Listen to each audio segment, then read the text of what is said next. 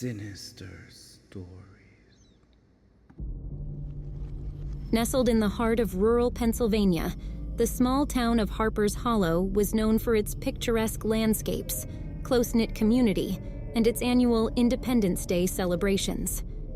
Every year, the townsfolk would gather in the town square for fireworks, parades, and barbecues, celebrating the nation's freedom with joyous abandon. However, beneath the surface of this all-American town, there lurked a sinister secret that cast a long shadow over the festivities. For over a decade, Harper's Hollow had been terrorized by a killer who struck only on Independence Day. Every July 4th, like clockwork, a resident would go missing, their body found the next day in some public place, gruesomely displayed. The killings were always accompanied by a note that read, "Freedom comes with a price." Despite the best efforts of local law enforcement and even federal agents, the killer had remained elusive, slipping through their fingers year after year. This year, the townspeople were more anxious than ever.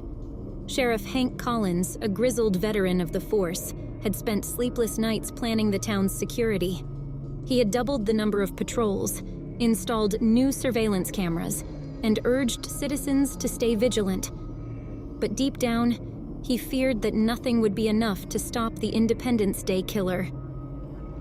July 3rd arrived, and Harper's Hollow buzzed with a mixture of excitement and dread. The town square was adorned with red, white, and blue decorations, and children ran about with sparklers, their laughter echoing through the air.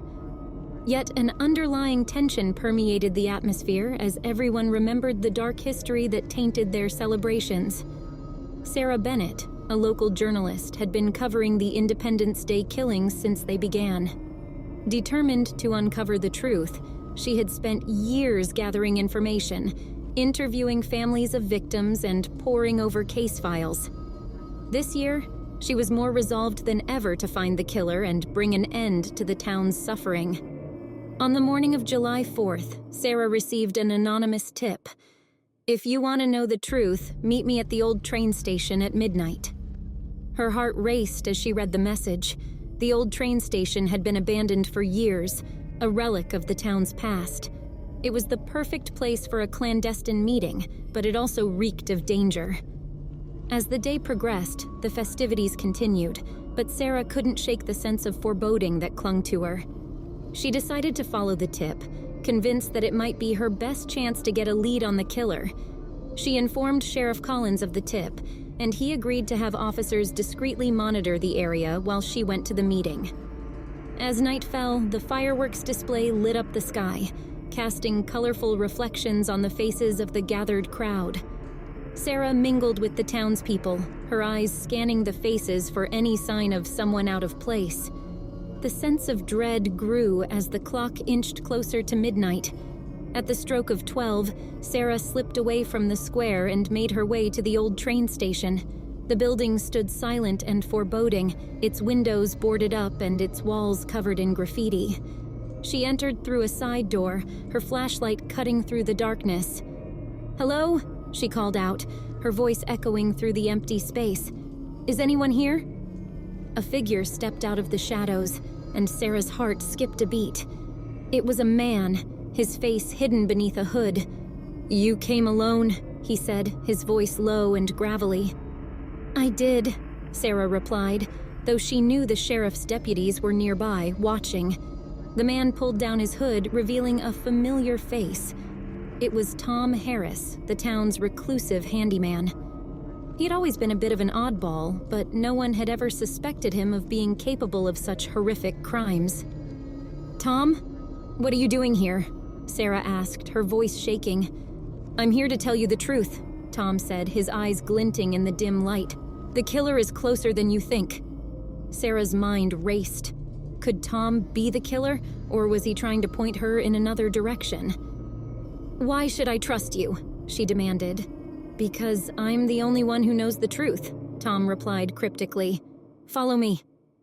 He led her deeper into the station to a small room hidden in the back. Inside, Sarah saw a collection of photographs, maps, and newspaper clippings pinned to the walls. It was a crude but detailed investigation of the Independence Day killings. "I've been trying to stop him for years," Tom said, his voice filled with frustration. "But he's always one step ahead." "Who is he?" Sarah asked, her eyes scanning the walls for clues. Tom began, but before he could finish, the room was plunged into darkness as the door slammed shut. Panic surged through Sarah as she heard a struggle in the darkness. She fumbled for her flashlight, but it slipped from her grasp, clattering to the floor. When she finally managed to turn it on, she saw Tom lying on the ground, unconscious or worse. Standing over him was another figure, wearing a mask adorned with the American flag. "Happy Independence Day, Sarah," the masked figure said, his voice chillingly familiar. Sarah's blood ran cold as she realized the truth. The killer had been hiding in plain sight all along. Meanwhile, Sheriff Collins and his deputies, alerted by the sounds of the struggle, rushed into the station. They found Sarah alone, standing over Tom's lifeless body, the walls around her covered in evidence of the killer's twisted game. "Sarah, what happened?" Collins demanded, his flashlight casting harsh shadows on the walls. "It's him," Sarah whispered, her voice shaking. "The killer, he was here, he's one of us." As the deputies secured the scene and called for backup, Collins stayed with Sarah, trying to piece together the fragments of the encounter. "We need to find him," Sarah said urgently. "He's going to strike again." The town was thrown into chaos as news of the latest murder spread. The celebrations came to an abrupt halt, and fear gripped Harper's Hollow.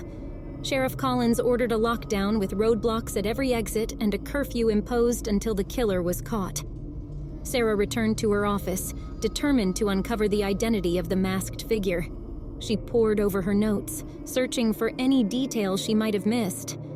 As dawn approached, an idea began to take shape in her mind.